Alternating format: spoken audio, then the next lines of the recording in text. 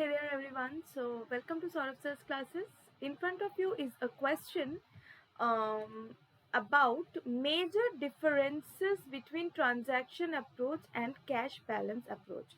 So you have to mention here the difference between these two approaches.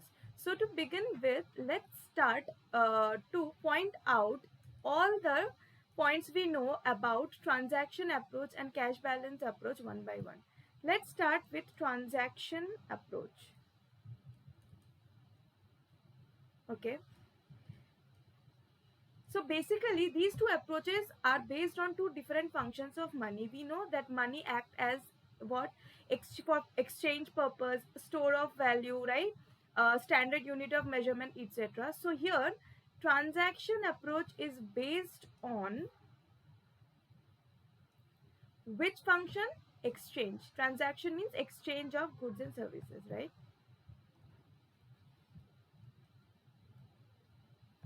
So this is first one.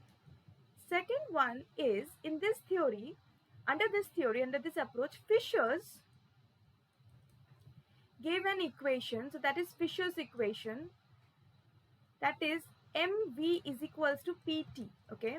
So this is under transaction approach where M is the money in the economy, V is the velocity of money. What it is, I will explain.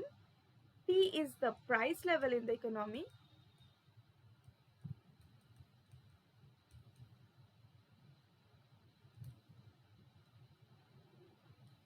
And T is the total number of transactions.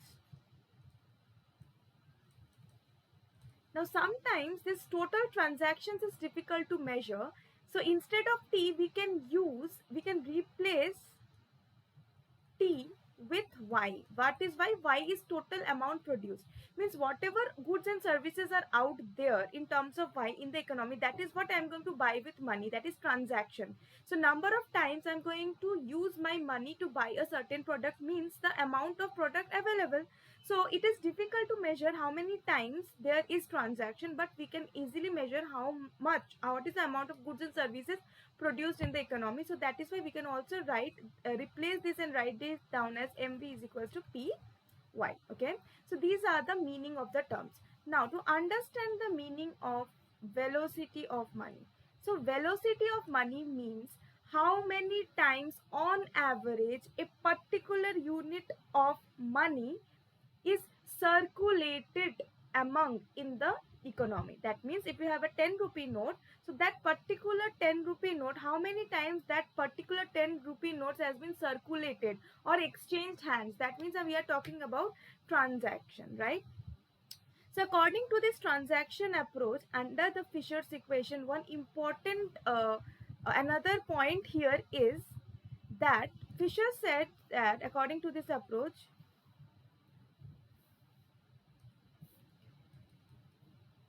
total money depends directly and proportionately with price. Okay, which means if M is doubled, then P is also doubled. That is, if there is increase in money, then the price will increase. If there is decrease in money, then their price will decrease. So these are some of the points given under transaction approach. So first one is the exchange of goods and services. This is the function of money under this. This is the equation given by Fishers to explain this transaction approach of theory. And according to this theory, the total money in the economy depends directly and proportionately with price. Okay. Next, we are going to talk about the cash balance approach. Now, what is this cash balance approach? Is basically how much money you are going to keep as cash in your hands rather than spending them or exchanging them or making transactions.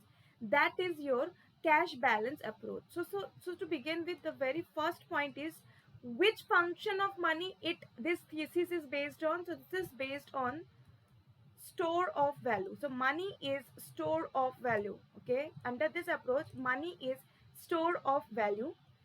That means here money is a stock concept.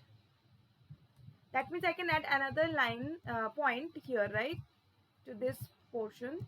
That is, since here we are making continuous transactions, so in this approach money is flow concept. It's continuously changing, flowing, and there we are keeping it at store. So that is stock concept. Next one is about the equation. Okay, so here the equation is M is equals to PKT, right? PKT, where M is again money, P is price, and T is the transaction. Now K is the fraction of income held as cash and not circulating. So you can say K is basically inversely related to the velocity. Velocity means what? Circulation of a particular amount of money in the economy. So more a particular amount of money is being circulated, or they are exchanging hands. That means you are not keeping it as cash. The more money you will keep as cash, the less will be the velocity of money. So that means if velocity is high, so 1 by V means the fraction of money kept as cash is low. If the velocity is low, then the fraction of money kept is high. So K and V are inversely related. K is equals to 1 by V. This is one of the most important relation established here, and difference between your cash balance and transaction approach. Okay. So now we know the function here. This is a stock concept. Now this is the equation. This is how the transaction and cash balance is again related. Next one is about very important different, that is Fisher's, according to its equation in the transaction balance approach, told that whole money in the economy, that is total money in the economy, depends directly and proportionately with the price change. But here in this approach they have said that it is not the total money that is responsible for the change in price, but it is only K that is responsible for price. And what is K? K is the fraction of money